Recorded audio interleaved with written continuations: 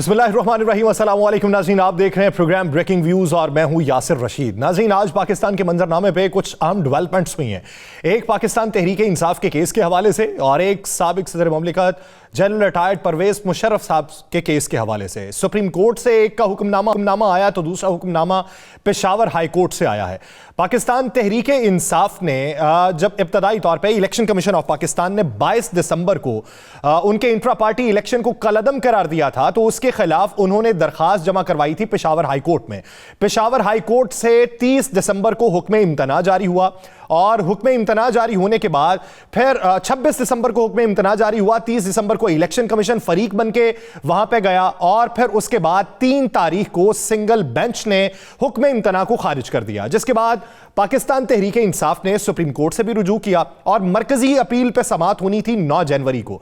9 जनवरी को उधर भी समाअत हुई पेशावर हाई कोर्ट में और 10 जनवरी को समाअत सुप्रीम कोर्ट के अंदर भी मुख्तस हो चुकी थी। तो आज के दिन जब फैसला जारी होना था पेशावर हाई कोर्ट से, तो उसी दौरान पाकिस्तान तहरीक इंसाफ के वकला बशमूल उनके अब बनने वाले चेयरमैन, जिनको चेयरमैन का ओहदा अब वापस मिल चुका है, बैरिस्टर गौहर, वो वकील बन के सुप्रीम कोर्ट में गए। उधर से उन्होंने दरखास्त वापस ले ली और पेशावर हाई कोर्ट ने इलेक्शन कमीशन के फैसले को कलअदम करार देकर इंट्रा पार्टी इलेक्शन को मंजूर करते हुए इलेक्शन कमीशन को हुक्मनामा जारी किया है कि आप पाकिस्तान तहरीक इंसाफ का इंतखाबी निशान बल्ला जो है उसे बहाल करें। और पेशावर हाई कोर्ट ने आज यह भी कहा कि आप किसी भी पार्टी के कारकुनान को उनके इंतखाबी हुकूक और इंतखाबी निशान से महरूम नहीं कर सकते। जहां पे मुख्तलिफ हवालाजात दिए गए, इलेक्शन एक्ट के सेक्शंस के हवालाजात दिए गए, लेकिन उसको आज मुस्तरद कर दिया गया और इम्कान यह जाहिर किया जा रहा है अकबर एस बाबर साहब, जो इसमें पहले इलेक्शन कमीशन में दरखास्त गुजार थे, उनकी तरफ से बयान यह सामने आया है कि वो इस फैसले को लेके सुप्रीम कोर्ट के अंदर चैलेंज करेंगे। इलेक्शन कमीशन के हुकाम जो है इसी के ऊपर कल जो है उन्होंने इजलास तलब कर लिया है और जरा ये बताते हैं कि उसी इजलास में इसके ऊपर बाकायदा तौर पे बातचीत और मुशावरत की जाएगी। और अभी तौर पे बाकायदा हुक्मनामा जो है वो इलेक्शन कमीशन को मौसूल नहीं हुआ। उनकी वेबसाइट के ऊपर बल्ले के निशान को एज ए सिंबल पीटीआई के लिए बहाल किया जाना था, वो भी अभी तक नहीं हो सका। तो सुबह उस हवाले से क्या फैसला होगा ये अभी देखा जाएगा। दूसरी तरफ जस्टिस मज़ाहिर अली अकबर नकवी जो सुप्रीम कोर्ट के जज हैं और उनके खिलाफ सुप्रीम जुडिशल काउंसिल के अंदर रेफरेंस दायर था, उसी हवाले से तहकीकात भी जारी थी और आज के दिन उनकी जानिब से इस्तीफा लिखा गया और इस्तीफा जो है वो सदर मुमलिकत को इरसाल कर दिया गया, जिसमें उन्होंने कुछ वजूहात भी इस्तीफे में बयान की कि मौजूदा हालात जो सभी के इल्म में है उसमें मेरा आगे काम जारी रखना मेरे लिए मुश्किल है। लेकिन आज ही के दिन जब परवेज मुशर्रफ साहब के फैसले के हवाले से भी हुक्मनामा जारी हुआ है, तो जस्टिस मज़ाहिर अली अकबर नकवी जब लाहौर हाई कोर्ट के सिटिंग जज थे तो उन्होंने जस्टिस सेठ वकार के फैसले को, उसके ऊपर तहफ़्फ़ुज़ात का भी इजहार किया था और खुसूसी अदालत के क़याम के ऊपर भी सवाल उठाया था। तो कुछ लोग ये कहते हैं कि आज अखलाकी तौर पे उन्होंने इसलिए इस्तीफ़ा दिया है और कुछ लोगों की राय में सुप्रीम जुडिशल काउंसिल में चलने वाली तहकीकात के ज़िम्मे में उन्होंने आज इस्तीफ़ा दिया है। तो इस पूरे मंजरनामे पर बात करेंगे। हमें आज ज्वाइन किया है पाकिस्तान पीपल्स पार्टी के रहनुमा आजिज़ धामरा साहब हमारे साथ मौजूद हैं, जमीयत उलमा इस्लाम फे के सीनियर रहनुमा मुफ्ती किफ़ायतुल्लाह साहब ने हमें ज्वाइन किया और साबिक सदर सुप्रीम कोर्ट बार यासीन आजाद साहब हमारे साथ मौजूद हैं। मैं आप तीनों हजरात का बेहद मशकूर हूं। यासीन आजाद साहब, सबसे पहले आपकी तरफ आता हूं। आज के पेशावर हाई कोर्ट के फैसले को किस तनाजुर में लेते हैं? इब्तदाई तौर पर बात यह हुई कि पेशावर हाई कोर्ट के दायरे इख्तियार में नहीं आता, फिर 199 का जिक्र किया गया कि 199 जो है ये उस हाई कोर्ट के दायरे इख्तियार में आता है कि जिसके शहर के अंदर कोई ना कोई वाकया वकूअ पजीर हुआ हो। तो आज के फैसले के ऊपर आप क्या राय रखते हैं? देखिए सर, फैसला अपनी जगह पे है। अफसोस तो इस बात का है कि जब ये मामला पहले पेशावर हाई कोर्ट में गया और जिस तरह आपने बड़ी डिटेल से बात की, उसमें आपने कहा कि पहले जज ने ये आर्डर किया, दूसरे जज ने फिर स्टे आर्डर को ख़त्म किया और उसके बाद चूँकि ये मैटर ऑलरेडी 9 तारीख को लगा हुआ था, तो इसी दौरान पीटीआई के लोगों ने जो है ना सुप्रीम कोर्ट ऑफ पाकिस्तान में आमिर खान साहब के थ्रू भी इस मामले को चैलेंज किया। ज़्यादा इम्कानात ये थे कि जब ये मामला पेशावर हाई कोर्ट में पेंडिंग था तो फिर इनको पिटिशन सुप्रीम कोर्ट में इंटरिम आर्डर के ख़िलाफ़ नहीं करनी चाहिए थी, लेकिन उन्होंने अपने राइट को अवेल किया।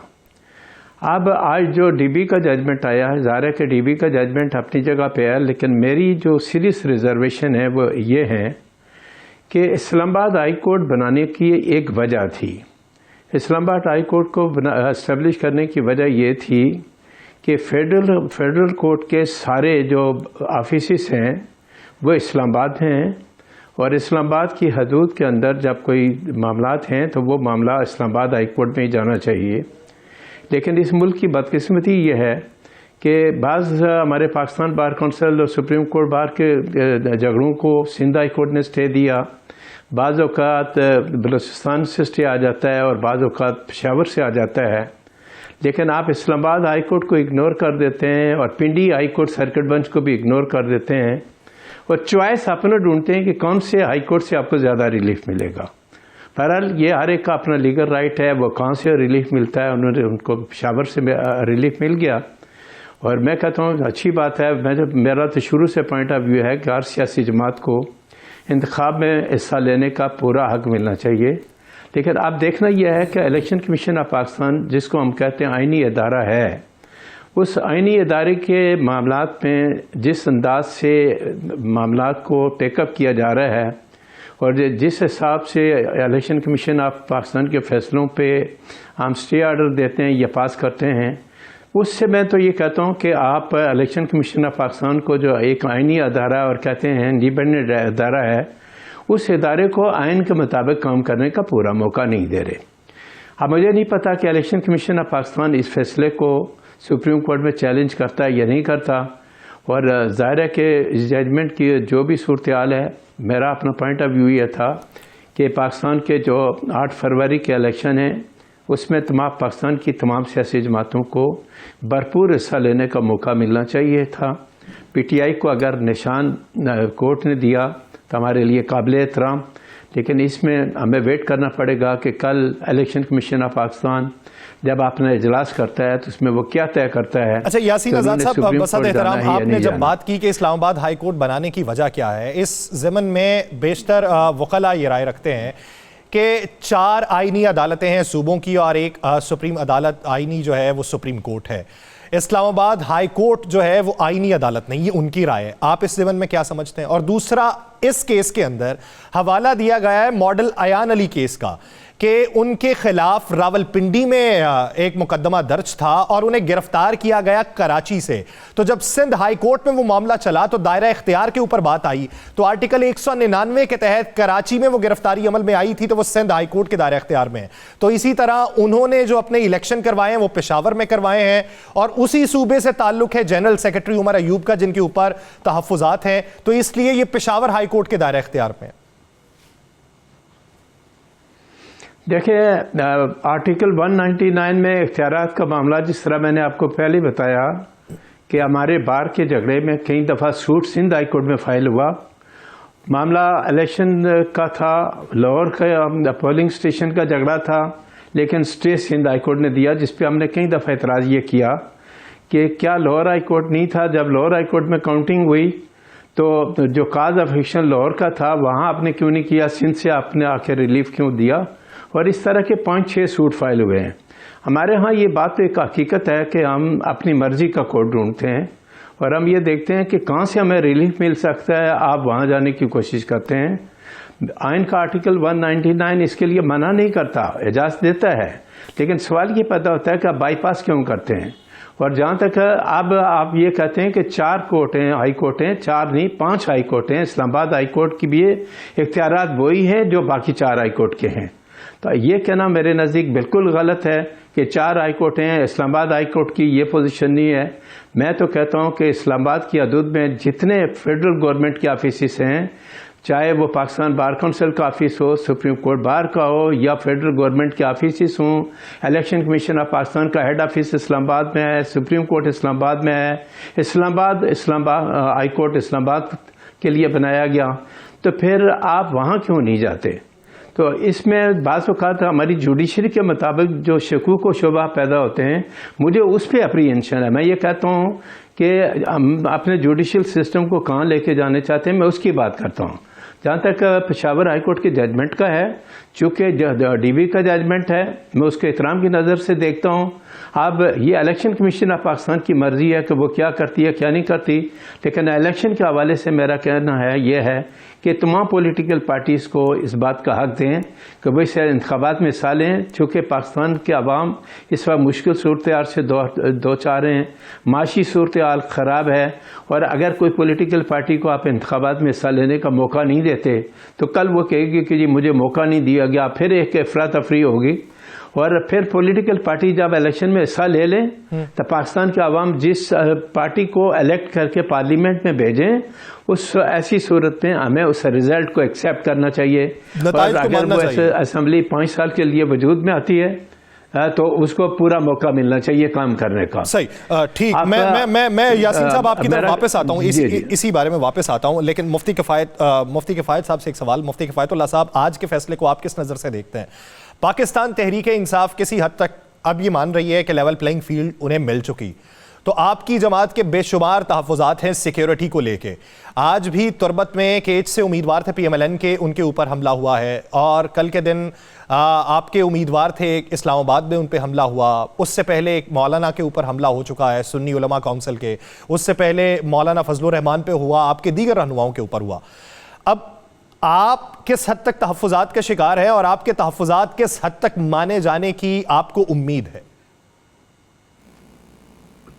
बिस्मिल्लाहिर्रहमानिर्रहीम।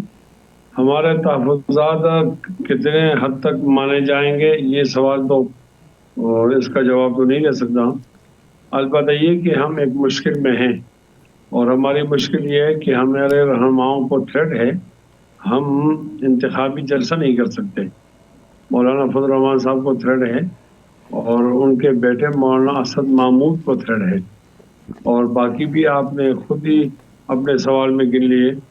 तो हम तो इलेक्शन में जाना तो चाहते हैं, लेकिन हमारे लिए वो माहौल मुयस्सर नहीं है। हमारा एक आसान मुतालबा है, माफ़ी चाहता हूँ, हमारा एक आसान मुतालबा है कि आप हमें इलेक्शन देते हो तो इलेक्शन का माहौल भी फराहम करो।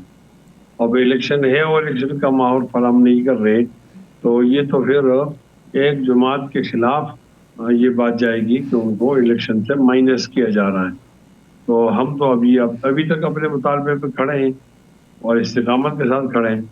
हमारा ये ख्याल था, मौलाना फजलुर रहमान साहब ने प्रेस कॉन्फ्रेंस के जरिए कहा है कि इंतखाबातों को अरसे के लिए मौखर कर दिया जाए। हम उस पर इस्तिकामत के साथ खड़े हैं, और हम समझते हैं कि हमारा मुतालबा वो जायज़ है, हमें जीने का हक हासिल है, हमें ये हक हासिल है कि इंतखाब के अंदर एन हो, ये हक भी हासिल है कि हम इत्मीनान से बाशरियत जलसे में जाएं, वापस आएं, और हमें कोई बम धमाके का सामना ना हो, हमारे कारकुन शहीद ना हो, हमारे कारकुन पर खौफ ना हो, और हमारे कारकुन किसी डर के माहौल में ना हो, ताकि वो जाकर अपना वोट पोल कर सकें। तो हमारा मुतालबा तो जेन्युइन है। हमने कोई आर्जी बातों पर और मखसूसों पर तो ये मुतालबा नहीं बनाया, ये संजीदा वाक़यात हैं। उन वाक़यात की बुनियाद पर हम समझते हैं कि अगर कुछ अरसे के लिए मौखर कर दिए जाए और सिक्योरिटी को ठीक कर दिया जाए। लेकिन मुफ्ती साहब कामरान मुर्तज़ा साहब प्रोग्राम में थे कल, तो उनसे तफसीलन इस बारे में बातचीत हुई। उन्होंने कहा जमीयत उलमा इस्लाम फे जो है वो इंतखाबात के मुलतवी होने की हिमायत या उसके ऊपर मुसर नहीं है, हम सिर्फ सिक्योरिटी के हवाले से खदशात का इजहार कर रहे हैं, और वो संजीदा नौइयत के हैं और उन्हें दूर किया जाना चाहिए। वो इस बात के कतई तौर पर हामी नहीं है कि इंतखाबात को मुलतवी कर दिया जाए। देखो, आप काम को जिधर से पकड़े ना, तो बात तो वही आती है। अगर आप हमें सिक्योर करते हैं तो बेशक आप 8 को कर लें, सिक्योर नहीं कर सकते तो पीछे कर लें। यानी हमने तो शुरू के अंदर ये तहफ़्फ़ुज़ मांगा है, और दहशतगर्दों के हमें रहमो करम में न छोड़ें, हमने ये कहा है। और हमारी एक और कुर्बानी भी है कि हम पर दबाव होता है कि आप जमहूरी रास्ते को छोड़ें, जमहूरी रिवायात को छोड़ें, आप जिहाद के रास्ते पर आएँ। हम उसके मुकाबले के अंदर अपनी कौम के साथ खड़े होते हैं, आईन और जमहूरियत के साथ, और हम खड़े होते हैं पाकिस्तान के साथ। तो फिर जब वो रद्द-ए-अमल का तो हमें निशाना बनाते हैं, तो इतना हक तो रखते हैं कि हमें महफूज कर दिया जाए। तो आप यानी आप ये कह रहे हैं कि रद्द-ए-अमल आपको अंदरूनी तौर पे ये देखने को मिलता है? हाँ, वो तो मिलता है। अब अगर हम ये कहते हैं कि जब तक आप हिफाजत नहीं कर सकते तो उसको थोड़ा मौखर कर दें, तो इसमें क्या कबाहत है? देखो ना, ये आईन कहता है 90 दिन, 90 के बाद तो वो खामोश रहता है। वो ये मुतय्यन नहीं करता कि वो 120 दिन है या 130 दिन है। जब आपने 90 से एक दफ़ा 91 कर दिया तो ये खिलाफ आईन तो हो गया। अब जो खिलाफी आइन में होकर किसी की रियायत रखी गई है, तो थोड़ा सा और हमारी रियायत भी रखी जाए, ताकि ऐसे इंतखाबात हो कि इसमें किसी पार्टी को कोई भी एतराज ना हो। यासीन आजाद और साहब, क्या आप समझते हैं कि इसमें कोई गुंजाइश निकल सकती है?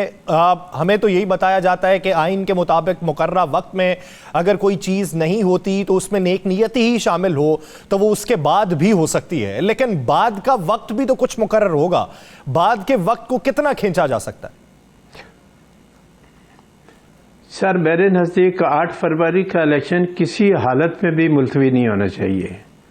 ये इलेक्शन हर हाल में होना चाहिए। पहले भी 90 दिन की एक रट लगी, मामला सुप्रीम कोर्ट में गए। सुप्रीम कोर्ट ने पंजाब के हवाले से डेट फिक्स की कि 14 मई को आप जो है ना इलेक्शन करा दें, नहीं हुए।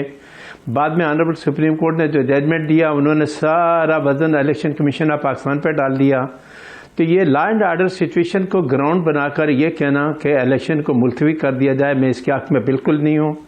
8 फरवरी का इलेक्शन जो है वो पाकिस्तान की तमाम पॉलिटिकल पार्टियों की बाहमी रजामंदी से मामला सुप्रीम कोर्ट में गया। सुप्रीम कोर्ट ने इनको कहा कि अपनी डेट खुद फिक्स करें। प्रेसिडेंट और इलेक्शन कमीशन ऑफ पाकिस्तान को इन्वॉल्व किया गया।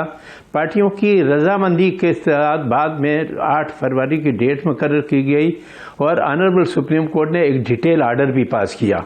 अब कब तक इस मुल्क को मजाक बना के रखेंगे? अफरा तफरी तो पहले से भी है, और सिर्फ लॉ एंड ऑर्डर सिचुएशन को बेस बना के मुलतवी करने का डिमांड मेरे नज़दीक रीज़नेबल नहीं है। लेकिन ये बात दुरुस्त है कि हर पॉलिटिकल पार्टी को इलेक्शन कमीशन ऑफ पाकिस्तान की जिम्मेदारी है, एग्जीक्यूटिव की ये जिम्मेदारी है कि जितनी पॉलिटिकल पार्टीज इंतखाबात में हिस्सा ले रही हैं उनको लीगल प्रोटेक्शन कंप्लीट मिलनी चाहिए। लॉ एंड ऑर्डर सिचुएशन को मेंटेन किया जाना चाहिए। लेकिन अगर कोई ये कहता है कि इस ग्राउंड पे इलेक्शन को मुलतवी कर दें, तो बेहैसियत कानून के तालिब इल्म के मैं बिल्कुल से एग्री नहीं करता। मैं कहता हूँ कि इलेक्शन 8 फरवरी को होने चाहिए। पाकिस्तान के हालात बड़े ख़राब हैं, हम मज़ीद अफोर्ड नहीं कर सकते कि किसी भी वजह से इलेक्शन को मुलतवी कर दिया जाए। 90 डेज़ के बाद तमाम पार्टियाँ सुप्रीम कोर्ट में खुद गई और सुप्रीम कोर्ट में जाके खड़े होकर उन्होंने कहा जी जो सुप्रीम कोर्ट ऑर्डर करेगा हम तैयार हैं। जो डेट इलेक्शन कमीशन और प्रेसिडेंट ऑफ पाकिस्तान ने दी उसी को ऑनरेबल सुप्रीम कोर्ट ने इंडोर्स किया, और ऑनरेबल सुप्रीम कोर्ट के इंडोर्स करने के बाद अब ये कहना कि लॉ एंड ऑर्डर सिचुएशन की वजह से इलेक्शन मुलतवी किए जाएं, मैं ये कहता हूँ कि आइन की खिलाफवर्जी पहले भी बहुत दफ़ा हो चुकी है। मज़ीद इस आइन को मजाक मत बनाएं, आइन के मुताबिक इलेक्शन हो जाने दें। बाकी जो पॉलिटिकल पार्टीज़ का मुतालबा है कि हमें हमारी हिफाजत दी जाए, कानून की हिफाजत, लीगल प्रोटेक्शन दी जाए, वो उनका मुतालबा अपनी जगह पे जायज़ है। और जिस तरह आपने खुद कामरान मुल्क का हवाला दिया, मैं भी कहता हूँ कि कोई भी आदमी, इवन पाकिस्तान की कोई भी बड़ी सियासी जमात, मौलाना साहब भी जो खदशात का इज़हार कर रहे हैं, वो कहते हैं कि हमें हिफाजत दी जाए, इलेक्शन लड़ने के लिए हमें रास्ता दिया जाए, हमारे लोगों की जान और माल की हिफाजत की जाए। ये काम एग्जेक्टिव का है, वो करेंगे।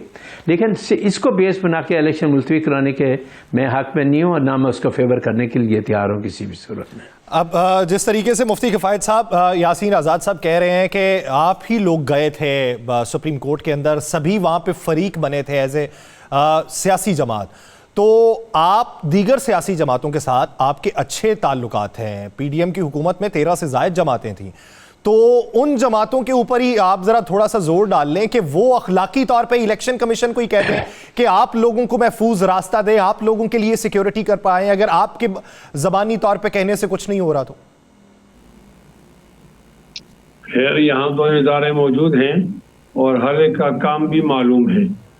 अगर हम सिक्योर नहीं है तो सिक्योरिटी इदारे हैं ना यहाँ पर मौजूद हैं, वो इस चीज़ की तनख्वाह लेते हैं कि लोगों की जान और माल और आबरू की हिफाजत करें। तो हमें आप लंबे रास्ते पे क्यों कि हम अब लोगों से बात करें और उनसे बात करें, वो ये कहें नहीं, हम डायरेक्ट कहते हैं और कहते भी हम सुप्रीम कोर्ट के चीफ जस्टिस को हैं जो कहते हैं पत्थर की लकीर है। और इस तरह ज़बानी बात कर देने से या टेलीविजन, ये तो सुप्रीम कोर्ट के चीफ जस्टिस भी कहते हैं कि बातें बहुत सी होती हैं टेलीविजन स्क्रीन के ऊपर। क्या आपने बाकायदा तौर पे कोई दरखास्त दायर की है, उस दरखास्त की कोई पैरवी की है, उस ज़िमन में आपको सुप्रीम कोर्ट ने कोई ऑर्डर जारी किया है या कोई समत दिखाई है? हमें सुप्रीम कोर्ट में खड़े होने का शौक नहीं है ये काम सुप्रीम कोर्ट का नहीं है, ये तो सिक्योरिटी इदारों का है। तो और सर आप हमने कहा एक डायरेक्शन तो सीधी होनी चाहिए ना। अभी आप कह रहे हैं कि हमने सुप्रीम कोर्ट को कहा है, तो सुप्रीम कोर्ट को जबानी तो नहीं लिख के कहा जा सकता, फिर आप कहते हैं कि सिक्योरिटी इदारों को कहा है। नहीं भाई, यासिर आप गलत हो रहे हैं। हमने सुप्रीम कोर्ट को नहीं कहा, वहां खड़े होने का हमें शौक ही नहीं है। उनका रवैया तो मालूम है, पत्थर पर लकीर वाले हैं ना। हमने सिक्योरिटी इदारों को कहा है। अब उनके बाद दो रास्ते हैं, या तो ये रास्ता है कि हमें तहफ़्फ़ुज़ फराहम करें, और तहफ़्फ़ुज़ फराहम नहीं कर सकते, कोई सिक्योरिटी लैब है तो उसको थोड़ी देर बाद में ले जाए, इस लैब्स को खत्म करने के बाद फिर मुकर्रर करें, इसमें क्या कमाल। और अगर दूसरे फरीक उसके ऊपर मुतमईन नहीं होते तो फरीक देखो ना, आपके लिए वज़ीर आज़म बनने में कोई जल्दी होगी, हमें तो मौलाना फजल रहमान की जान अजीज है। अगर खुदा ना खास्ता कोई ऐसा वाक़या हो गया, कोई जिम्मेदारी तो उठाएगा ना। अब भी हम कहते हैं इलेक्शन कमीशन के हम जिम्मेवार हैं जी, या चीफ जस्टिस कहते हैं हम जिम्मेदार हैं, तो ठीक है आप इलेक्शन कराएं। आप इलेक्शन भी उसी दिन पे करते हो, हमें तहफ़्फ़ुज़ भी नहीं देते, तो ये कौन सा मजाक। इलेक्शन भी उसी दिन पे होंगे, तहफ़्फ़ुज़ भी नहीं मिलेगा, तो ये आपके नज़दीक मजाक है। तो इसी बारे में मजीद बात की जाएगी। एक शॉट वापस आते हैं, इसी के ऊपर गुफ्तगू करते हैं, कहीं नहीं जाएगा शहबाज।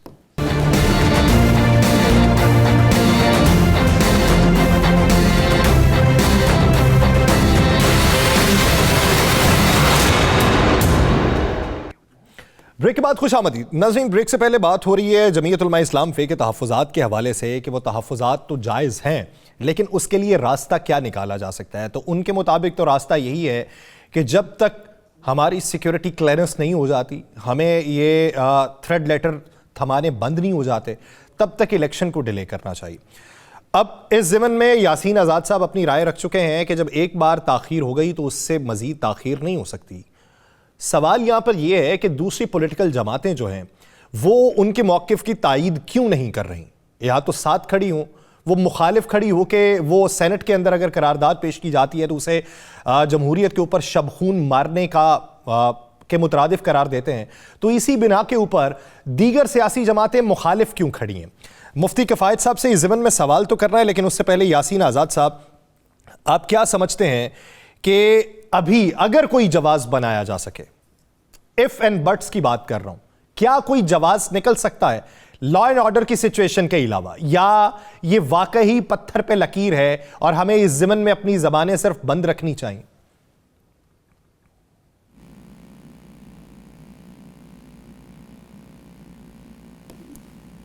कि आपके कंट्रोल में ना हो तो ऐसी सूरत में जवाज़ पैदा किया जा सकता है।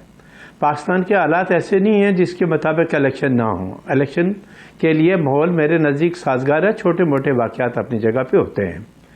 तो मैं ये समझता हूँ कि आइन का आर्टिकल 254 है, जिस तरह माजी में ऑनरेबल सुप्रीम कोर्ट ने 254 का सहारा लेके इस इलेक्शन की डेट को बढ़ाया, 14 मई की डेट रखी हुआ है, लेकिन वो सूरत हाल अब ख़त्म हो चुकी है।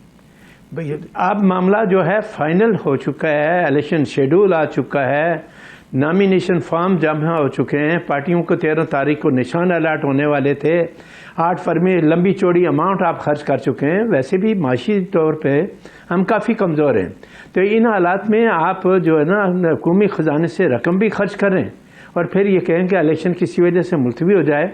मेरे नज़दीक इलेक्शन मुलतवी होने का 1% भी अब चांस नहीं मुझे नज़र आता। तो इन हालात में सियासी जमातों को जो भी अपना रोल प्ले करना चाहिए। जहाँ तक जलसे जुलूसों का ताल्लुक है, बड़ी कई जमातें हैं जिन्होंने अभी तक जो अपने जलसे जुलूस शुरू नहीं किए। 8 फरवरी को इलेक्शन है, वो कब से अपने जलसे शुरू करते हैं, कब से नहीं करते, ये तो उनका प्रॉब्लम है। लेकिन जो डेट हो गई है, मैं समझता हूँ कि जिस तरह ऑनरेबल सुप्रीम कोर्ट का कहता है कि पत्थर पे लकीर है, इट इज़ फाइनल। इसके बाद कोई चांसेस नहीं है। जिस तरह मैंने कहा कि बहुत कोई ऐसे हालात पैदा हो जाएं पाकिस्तान के कि वह किसी से जंग हो जाए, हम हालते जंग में हों, तो फिर जवाज़ दिया जा सकता है, अदरवाइज़ कोई जवाज़ नहीं है इसको पोस्टपोन करने का। तो मैं ये समझता हूँ कि ये इलेक्शन हो जाने दें तो ज़्यादा बेहतर है। सही। और अगर आप मुलतवी करेंगे तो पाकिस्तान के 24 करोड़ अवाम वैसे भी क्राइसिस में हैं, मज़ीद क्राइसिस में आएंगे, पाकिस्तान के हालात ख़राब होंगे, हम इन तमाम चीज़ों को अफोर्ड नहीं कर सकते। एक दफ़ा फैसला हो जाने दें पाकिस्तान को, एक दफ़ा फैसला हो गया तो फिर उसके बाद उसके ऊपर मिनवान अमल होना। पाकिस्तान पीपल्स पार्टी के सेक्रेटरी इतलात फैसल करीम कुंडी साहब ने इसी बीच हमें ज्वाइन कर लिया है। कुंडी साहब, बहुत शुक्रिया आपके वक्त का। कुंडी साहब, आपके इत्तेहादी रहे, PDM के सरबराह मौलाना फजलुर रहमान साहब, उन्होंने कुछ तहफ़्फ़ुज़ात का इजहार किया। मुफ्ती किफ़ायतुल्लाह साहब साथ मौजूद हैं। वो कहते हैं कि हमारे लिए तो लेवल प्लेइंग फील्ड नहीं है। हम एक तरफ इलेक्शन का माहौल है और दूसरी तरफ हमारे लिए वो थ्रेड लेटर्स ही सिर्फ बच गए हैं। जहां भी जाएं थ्रेड लेटर्स थमा दिए जाते हैं और हमारे ऊपर हमले हो रहे हैं। तो इस सूरत हाल के अंदर हम तो इलेक्शन कंटेस्ट नहीं कर सकते, तो हम ये दरख्वास्त कर रहे हैं कि इलेक्शन को आगे लेके चले जाएं। अब आप उनके इत्तेहादी भी रहे, उनके जो तहफ़्फ़ुज़ात हैं वो आपके सामने भी हैं। इसी ज़िमन में कामरान मुर्तज़ा साहब ने कल ये कहा था कि जरदारी साहब भी तो एक दिन कह चुके थे कि कुछ दिन आगे इलेक्शन हो जाएं तो इलेक्शन तो होने ही हैं। तो उन्होंने जरदारी साहब के उस बयान को इस पैराए के अंदर लिया था। तो आप उनके तहफ़्फ़ुज़ात को किस नज़र से देखते हैं? बिस्मिल्लाहिर्रहमानिर्रहीम। देखें, बिल्कुल मौलाना साहब ने ये बात की थी और अभी भी कर रहे हैं, लेकिन देखें, सबसे पहली बात तो ये है कि हम दुआगो हैं तमाम पॉलिटिकल लीडरशिप के लिए, जितनी पॉलिटिकल पार्टीज़ के हैं, उनके वर्कर्स हैं, उनके अहदेदार हैं, कि अल्लाह ताला सबको अपने हिफ्ज़ व अमान में रखे और एक पुरअमन इलेक्शन पाकिस्तान में गुजरे। देखें, 2007 में भी आप देखें मोहतरमा की शहादत हुई, 2013 के इलेक्शन भी आपने देखे, 2018 के इलेक्शन भी आपने देखे, कोई इतने हालात अच्छे नहीं थे लेकिन इलेक्शन हो गए थे। अब बात यह है कि अगर इलेक्शन चंद दिन मुलतवी हो जाते हैं, कुछ अर्से के लिए मुलतवी हो जाता है, तो इसकी क्या गारंटी है कि हालात ठीक हो जाएंगे और ये चीज़ें जो है सब ठीक हो जाएंगी।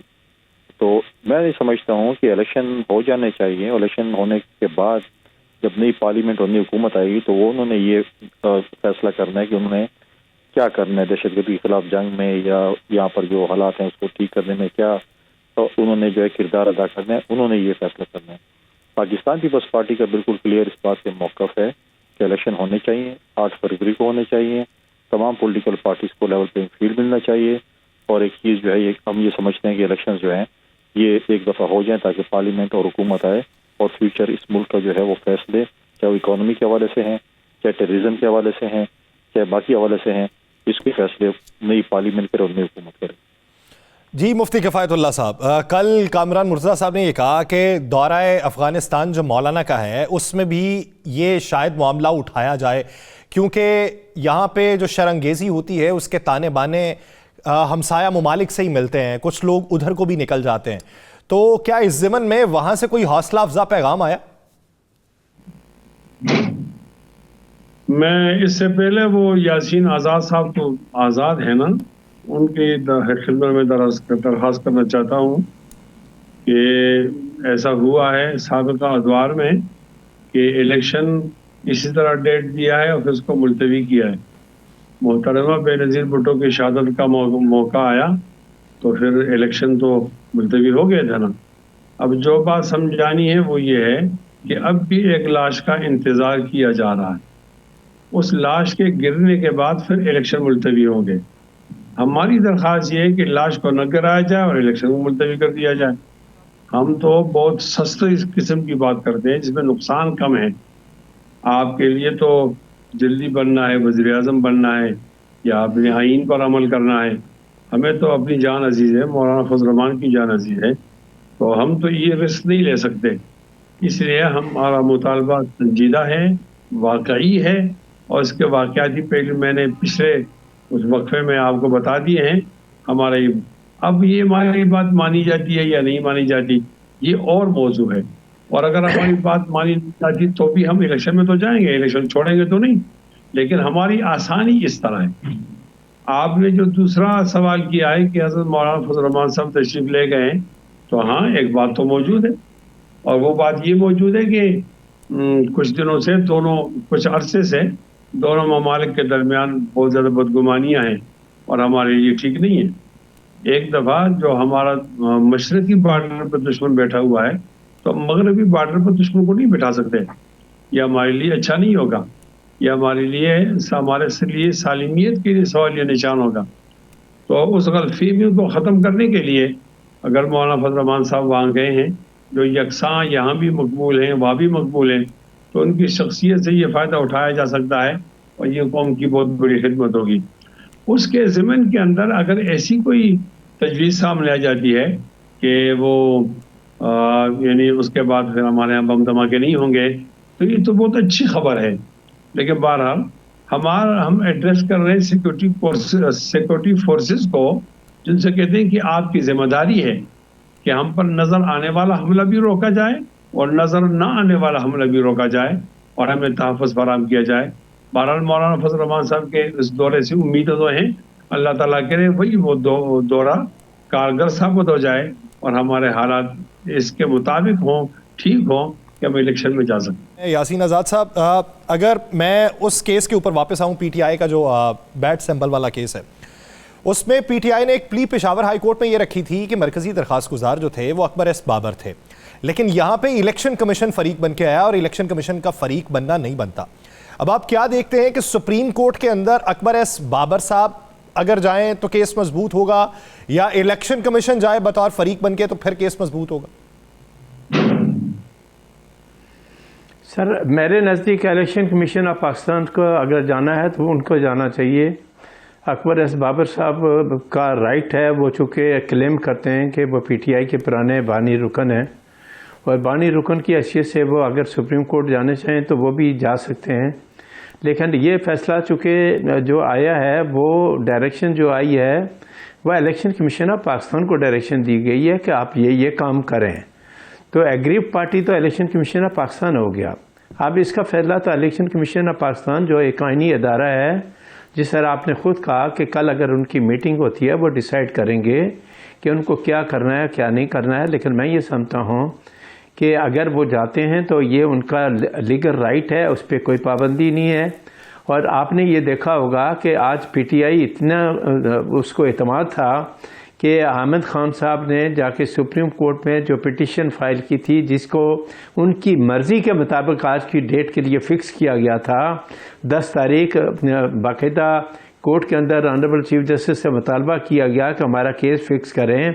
तो जब केस फ़िक्स हो गया था तो पेशावर हाई कोर्ट से पहले जाके उस पिटीशन को विड्रा करना और फिर जाके पेशावर में केस चलाने की जो वजह है वो तो पीटीआई उसकी वजाहत कर सकती है। तो अगर नहीं है तो अब पीटीआई उसकी वजाहत में ये कहती है, पहली बात तो ये कि आज हामिद खान साहब बतौर वकील पेश नहीं हुए। आज बतौर वकील बैरिस्टर गौहर पेश हुए हैं, जिसपे चीफ जस्टिस ने उनसे ये भी पूछा कि आप कौन है, तो उन्होंने कहा कि मैं दरखास्त गुजार का वकील हूं। तो चीफ जस्टिस ने फिर कहा है कि हामिद खान साहब आप उठे, आप बताएं, आप वकील तो आप थे। तो उन्होंने कहा जी मैं नहीं हूं, बैरिस्टर गौहर ही हैं। उन्होंने फिर अली जफर साहब का पूछा कि वो उन्हें एतमाद में लिया गया, तो उन्होंने कहा जी कि हमारी समाअत हो चुकी है, उस पर आज फैसला होना है, तो वो 11 बजे तक वो फैसला हो जाना है, तो इसलिए हम ये दरखास्त वापस ले रहे हैं और बाहमी रजामंदी से ले रहे हैं। सर, सुप्रीम कोर्ट पे मैंने तकरीबन 11 बजे ये खबर सुनी कि आमिर खान साहब वहाँ मौजूद थे। ये पिटिशन बेसिकली आमिर खान साहब ने दाखिल की थी।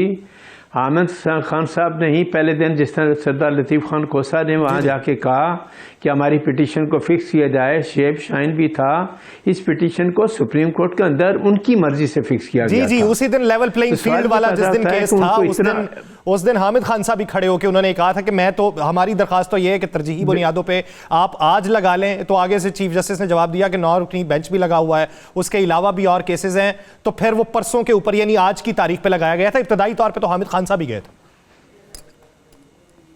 बिल्कुल बिल्कुल गए थे। और अब आमिर खान साहब क्या वजह है कि उसके बाद सुप्रीम कोर्ट में नहीं गए? शायद उनको मना कर दिया गया हो। नहीं, आज वो सुप्रीम कोर्ट में थे, सुप्रीम कोर्ट में थे, लेकिन बतौर वकील वो खुद नहीं उठे। बैरिस्टर गौहर आगे हुए, आमिर खान साहब वही बैठे हुए थे। चीफ जस्टिस ने उनसे पूछा कि आप नहीं है वकील, उन्होंने कहा जी मैं नहीं। चीफ साहब ने पूछा और उसके बाद मना किया। लेकिन इससे पहले 9 तारीख को जब ये 10 तारीख को केस फिक्स किया गया, तो उस वक्त तमाम ने ये कहा था कि आमिर खान साहब इस केस में अपेयर होंगे। इसकी वजह तो वही लोग एक्सप्लेन कर सकते हैं कि क्या वजह क्या नहीं है।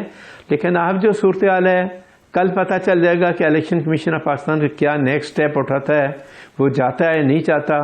लेकिन मैं ये कहता हूँ कि प्रोसेस, जो इलेक्शन का प्रोसेस किसी भी सूरत में नहीं रुकना चाहिए, इसको आगे बढ़ना चाहिए। और बाकी मामलात हमारे मुल्क के जो हैं वो आपके सामने हैं।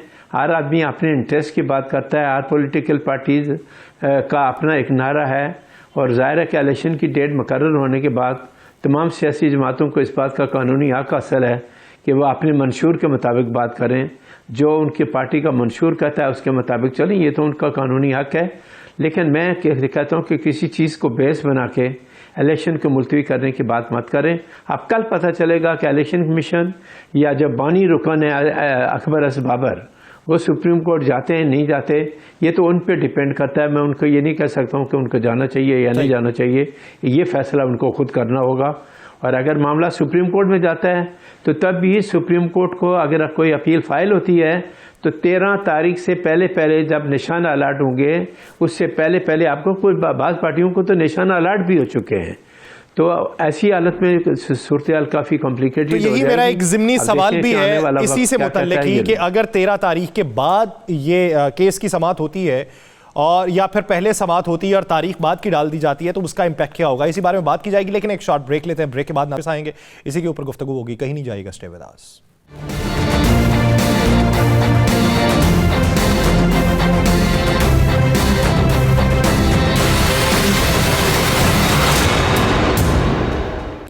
ब्रेक के बाद खुशामदीद नाज़रीन। जमीयत उलमा इस्लाम फे जो अपने तहफ़्फ़ुज़ात का इजहार कर रही है वही कहती है कि अगर हमारे तहफ़्फ़ुज़ात नहीं दूर होते, इलेक्शन मुकर्रर तारीख पे ही होने हैं, तो हम इलेक्शन का बायकॉट तो करेंगे नहीं, इलेक्शन के लिए मैदान में रहेंगे। तो उसके लिए तैयारियां अभी तक क्या चल रही हैं? मुफ्ती किफ़ायत साहब, जिस तरीके से तमाम सियासी जमातें जो हैं वो सीट एडजस्टमेंट के ऊपर बात कर रही हैं, इत्तेहाद के ऊपर बात कर रही हैं या अपने तय मैदान में उतरने की बात कर रही हैं, तो जमीयत उलमा इस्लाम फे ने अभी तक ऑफिशियल कितनी जमातों से इत्तेहाद कर लिया है, किस किस सतह पे किया है, या फिर कहीं पर कोई इत्तेहाद की बात जो पहले चल रही थी वो अब नहीं है?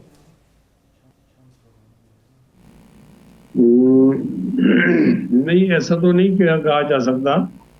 बातें तो चल रही हैं, फाइनल नहीं हुई। लेकिन हम एज ए होल किसी एक जमात से इत्तेहाद करें और एक को छोड़ दें, ऐसा नहीं है। यानी केस टू केस देखा जाता है जिले की सतह पर। तो जिस जिले के अंदर जिस जमात के साथ हमारी अच्छी अंडरस्टैंडिंग है तो हम उनके साथ इत्तेहाद करते हैं।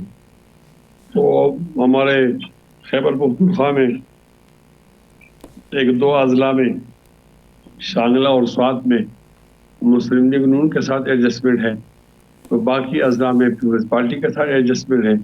इस तरह हम एनपी के साथ भी एडजस्टमेंट करने वाले हैं। तो कोई फाइनल सूरत तो बनेगी हमारी 12 तारीख को, लेकिन ये कि हमारी बाकी तैयारियां मुकम्मल है और हम इलेक्शन में हैं। हमारे टिकट तकसीम नामजद उम्मीदवार हो गए हैं, टिकट भी तक उनको तकसीम कर रहे हैं। कल के दिन के अंदर तमाम इलाकों में टिकट पहुंच जाएंगे। अच्छा, सिंध की सूरत हाल क्या है सर? वहाँ पे PMLN के साथ आपका इत्तेहाद चल रहा था, लेकिन पिछले दिनों बिलावल भुट्टो जरदारी के हवाले से खबर ये थी कि उन्होंने राशिद सोमरू साहब से मुलाकात की है। तो खबरें ये भी गर्दिश करना शुरू कर गई कि हो सकता है वहाँ पे भी ज़िलों की सतह के ऊपर आपके पीपल्स पार्टी के साथ इत्तेहाद हो जाए। तो क्या सिंध में भी कोई ऐसा इत्तेहाद है? इनकी तरफ से पेशकश तो आई है पीपल्स पार्टी की तरफ से। अच्छा जी। लेकिन हमारा अभी फाइनल जवाब नहीं मिला, उसके लिए भी आपको एक दिन इंतजार करना पड़ेगा। एक दिन का अभी इंतजार बाकी है। यासीन आज़ाद साहब, जिस तरीके से आप बात कर रहे थे कि 13 तारीख से पहले उन्हें मुकर्रर करना है केस को, फ़र्ज़ कर लें ये रोज़ाना के मामूल के मुताबिक तो केसेस चल ही रहे हैं, अगर उसमें गुंजाइश नहीं निकलती और उसे तरजीही बुनियादों पे, हंगामी बुनियादों पे समाअत के लिए मुकर्रर नहीं किया जाता, और अगर कर भी लिया जाए तो तारीख अगर बाद की डाल दी जाती है, उसमें मुअय्यना मुद्दत तक वो कह देते हैं कि ये बाद में समाअत होगी, तो उसका इम्पैक्ट क्या होगा? शेड्यूल तो तब्दील नहीं हो सकता। देखें, अगर सुप्रीम कोर्ट जो है पेशावर हाई कोर्ट के फैसले के बाद अगर कोई सुप्रीम कोर्ट में जाता है और पीटीआई का ये आर्डर किसी वजह से सस्पेंड हो जाता है, तो पीटीआई के जितने लोग होंगे उनको अगर नहीं है तो फिर वो आज़ाद उम्मीदवार तस्वर किए जाएंगे, और आज़ाद उम्मीदवारों को कोई एक निशान नहीं मिलेगा, फिर हर एक को अलग मिलेगा। माजी में आपका याद होगा कि जब मियां नवाज शरीफ साहब का मामला आया था तो उन्होंने सेनेट के लोगों को टिकट दिए, पार्टी का टिकट दिया, लेकिन ऑनरेबल सुप्रीम कोर्ट ने यह फैसला किया कि नवाज शरीफ साहब पार्टी टिकट देने के मजाज नहीं थे, चूँकि वो डिस्क्वालीफाइड थे। लिहाजा सेनेट के अंदर जिन लोगों ने नॉमिनेशन फाइल किया वो आज़ाद उम्मीदवार तस्वर किए जाएंगे।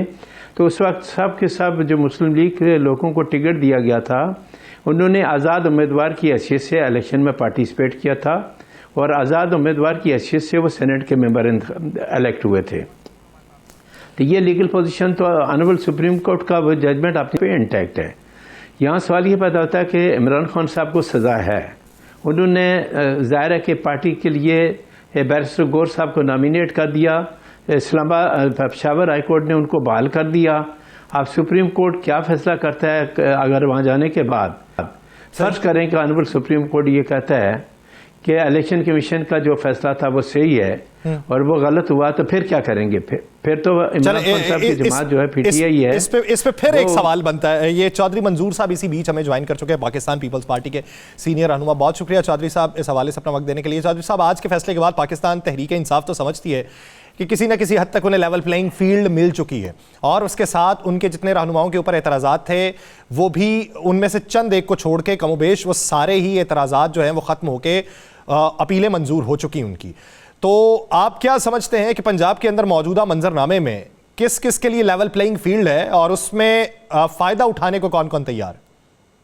मेरा ख्याल है इसको आप लेवल प्लेइंग फील्ड तो ना कहें, इसको कहें कि किसी हद तक उनको रिलीफ मिला है। सही एक पॉइंट है। लेवल प्लेइंग फील्ड तो ये है कि क्या सारों लोगों को जो इलेक्शन लड़ रहे हैं, कंटेस्ट कर रहे हैं, उनको एक जैसा एनवायरनमेंट दस्तयाब है या नहीं है। ये लेवल प्लेइंग फील्ड है, जो कि नहीं है। पंजाब के अंदर हम भी बैठे हैं, पीटीआई भी है, हम ये समझ रहे हैं कि इंतजामिया बिल्कुल वन साइडेड होकर चल रही, पुलिस वन साइडेड होकर चल रही, और उनको इस तरह से नहीं करना चाहिए, नहीं चलना चाहिए। चौधरी साहब, आपने पहले भी जब कागजात नामजदगी का मामला चल रहा था, कसूर की हद तक भी आपने बहुत से एतराज़ात उठाए थे, तो क्या पाकिस्तान पीपल्स पार्टी ने बाकायदा तौर पे इलेक्शन कमीशन में एतराज़ात अपने जमा करवाए हैं कि यहाँ पे तहफ़्फ़ुज़ात हैं, वो हमें भी हैं और लोगों को भी हैं? जी, हमारा तो डेली का वहाँ पे इलेक्शन सेल है जो जिसको हेड करते हैं हमारे सेक्रेटरी जनरल अब बने हैं, वो हेड करते हैं। तो वो डेली का जो भी होती है इश्यूज, वो इलेक्शन कमीशन को वो बिल्कुल रिपोर्ट कर। सही। मुफ्ती किफ़ायत साहब, आप क्या समझते हैं कि पाकिस्तान मुस्लिम लीग नून जो है वो अगर अभी तक जलसे नहीं कर रही तो उसकी वजह क्या है? अगर अभी तक उन्होंने अपने मंशूर का ऐलान नहीं किया तो फिर उसकी वजह क्या?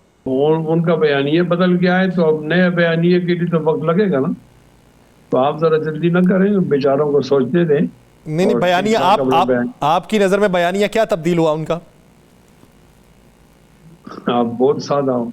मैं तो हूँ ही सादा सर। मैं आपका और मैं आपकी और मेरी जान पहचान काफी पुरानी, काफी साल हो गए, तो आपको मेरी सादगी के ऊपर अब भी कोई शक है तो फिर मैं हैरत ज़दा हूँ। नहीं, मैं आपको सादा नहीं समझता। यानी वो जो नवाज शरीफ साहब वहाँ थे ना लंदन में, वो तो फौत हो गए हैं। यहाँ एक नए नवाज शरीफ साहब आए हैं ना, तो अब उनको बेचारों को वो लहजा किस तरह बनाना है, तरतीब किस तरह करनी है, अल्फाज के चुनाव क्या होगा, उसमें वक्त तो लगेगा। तो बेहतर जवाब तो वो दे सकते हैं, लेकिन मेरे ख्याल में वो अभी काबिल रहम है। अभी तक काबिल रहम है, ये एक बहुत बड़ी बात कर दी है आपने। काबिल रहम है, काबिल रहम किन वजूहात की बुनियाद पे हैं? उनकी पार्टी तो ये समझती है कि पंजाब में अक्सरियत उनकी होगी, विफाक में हुकूमत उनकी होगी, और सारे लोग हमारे से इत्तेहाद करने के ख़्वाह हैं, हमारा टिकट मांग रहे हैं, तो वो काबिल रहम कैसे हो गए फिर? पाकिस्तान में ख्वाब देखने पर कोई पाबंदी नहीं है। मेरे ख्याल में अब हालात वो तब्दील हो चुके हैं। लोग जीतेंगे तो वज़ीर आज़म बनेंगे ना, वो जीत ही नहीं सके तो किस तरह वज़ीर आज़म बनेंगे? लेकिन हैरत की बात ये आप ही ने कहा था, आप ही के अल्फाज हैं, ये माजी करीब में बहुत दूर की बात नहीं कर रहा, आपने कहा था कि किसी की गलती का फ़ायदा हम सियासी जमातों को मिलेगा और हम उसका फ़ायदा उठाएंगे, हमारे लिए कंफर्ट जोन है। तो वो कंफर्ट जोन तब्दील कब से हो गया? ज़ाहिर है मैं मियाँ नवाज शरीफ के मुकाबले में उम्मीदवार हूँ, यानी 15 पर मैं JUI का उम्मीदवार हूँ। मेरे हाथ में किताब है, उनके पास शेर है, तो फिर क्या ख्याल है, कोई पुरानी बातें रहेंगी तो मुकाबला होगा ना। मुजाहमत और चीज़ है, मुफाहमत और चीज़ है। मैं तो आपको इंशाल्लाह सरप्राइज भी दूंगा। इंशाल्लाह आप बराबर राब्ते में रहें। यहाँ के हालात ऐसे नहीं है कि वो आसानी से जीत सकें। अगर वो वहाँ से जीतते हैं तो वेल डन, लाहौर से, लेकिन मेरे ख्याल से मानसरे से आने की उनकी गलती होगी। यहाँ तो हालात उनके खिलाफ चल रहे हैं और बहुत सारे उम्मीदवारों ने हमें सपोर्ट भी किया है, दस्तबरदार भी हो रहे हैं। तो यहाँ तो हमारा मुकाबला है, तो मुकाबले के दौरान में क्या उनकी फिर सही, ठीक। मेरा अगला सवाल इस ज़मीन में नहीं होगा। यासीन आज़ाद साहब, सर जिस तरीके से बात हो रही थी, आपने कहा कि बाद में जब फैसला हो जाएगा तो आज़ाद तस्वुर किए जाएंगे। ठीक है 13 तारीख से पहले उसका फैसला होना जरूरी है, लेकिन फर्ज कर लें, मफरूजे की बुनियाद पे बात कर लेते हैं, 13 तारीख के बाद होता है तो निशान तो जाएंगे, लेकिन 13 तारीख के बाद होने वाले फैसले के नतीजे में तरजीही फहरिस्तों को मान लिया जाएगा? सर ये डिपेंड करता है ऑनरेबल सुप्रीम कोर्ट के ऑर्डर पे। सही कि जब पिटीशन फाइल होती है तो सुप्रीम कोर्ट क्या ऑर्डर करता है, उससे पहले किसी किस्म की पेशन गोई करना काफ़ी मुश्किल है। फॉर एग्जांपल आप कल जाके पिटीशन फाइल करते हैं और ऑनरेबल सुप्रीम कोर्ट उसको टेक अप नहीं करता या किसी वजह से लंबी डेट दे देता है, तो इसका मतलब यह है कि पेशावर हाई कोर्ट का जो जजमेंट है उसके मुताबिक फिर इलेक्शन कमीशन ऑफ पाकिस्तान को अमल करना पड़ेगा। तो पिटीशन जाने की सूरत में ऑनरेबल सुप्रीम कोर्ट को वन वे और दी अदर वे कोई ना कोई ऑर्डर करना है। क्या वो पेशावर हाई कोर्ट के ऑर्डर को मेंटेन करते हैं या वो सस्पेंड करते हैं और कहते हैं कि नहीं इलेक्शन कमीशन का जो मामलात हैं ये बाद में तय किए जाएंगे, पार्टी का निशान नहीं मिलेगा। चूँकि पार्टी का लीडर यहाँ सजा याफ्ता है। आप देखना यह है कि जिन लोगों को पार्टी का टिकट आप इशू कर रहे हैं या करेंगे कल, उस पर दस्तखत कौन करता है? इमरान साहब करते हैं या बैरिस्टर अली गौर साहब करते हैं? अगर अली गौर साहब करते हैं तो इसका मतलब है इलेक्शन कमीशन के फैसले के तहत वो पार्टी के चेयरमैन है वो इशू करेंगे। लेकिन अगर इमरान खान करते हैं तो उनके साथ भी वही वाकया हो सकता है जो मियां नवाज शरीफ के साथ सेनेट के मामले में हुआ था। क्योंकि इस वक्त तो सर वो भी सजा याफ्ता है 5 साल के लिए। वेबसाइट के ऊपर पाकिस्तान तहरीक इंसाफ बिना किसी सरबराह के जमात है। तो जब सरबराह कोई है नहीं तो पार्टी का निशान कौन देगा? पार्टी का टिकट सर्टिफिकेट कौन इश्यू करेगा? वो पार्टी के कैंडिडेट तभी तस्वर होंगे जब पार्टी सर्टिफिकेट अपने कैंडिडेट के हक में इशू करेगी कि ये कैंडिडेट पीटीआई का है, ये हमारा कैंडिडेट है। वो सर्टिफिकेट जाएगा तो तब आपको निशान मिलेगा। अगर पार्टी के लीडर का सर्टिफिकेट जाता ही नहीं है, और जो आपने देखा होगा कि पीटीआई के बहुत सारे लोगों ने एक एक हल्के से 8-8, 10-10 आदमी कैंडिडेट हैं जो ये कहते हैं कि असली मेरा है। कल अगर ये मामला तय हो जाता है तो उन लोगों के दरमियान क्या इख्तलाफात हैं ये 13 के बाद आपको पता चलेगा। 13 के बाद पता चलेंगे। और सबसे ज्यादा ये मुनहसर है कि सुबह के दिन क्या फैसला हो, इलेक्शन कमीशन ऑफ पाकिस्तान क्या फैसला करता है और अकबर एस बाबर साहब क्या फैसला करते हैं और वहाँ पे पिटीशन जो फाइल की जाती है वो कब की जाती है। बहुत शुक्रिया यासीन आज़ाद साहब, चौधरी मंजूर साहब, मुफ्ती किफ़ायतुल्लाह साहब इस हवाले से अपना वक्त देने के लिए। नाज़रीन प्रोग्राम का वक्त खत्म हुआ चाहता है, मुझे दीजिए इजाज़त। अपना बहुत सा ख्याल रखिएगा। मुलाकात होगी कल, अल्लाह ने के बाद।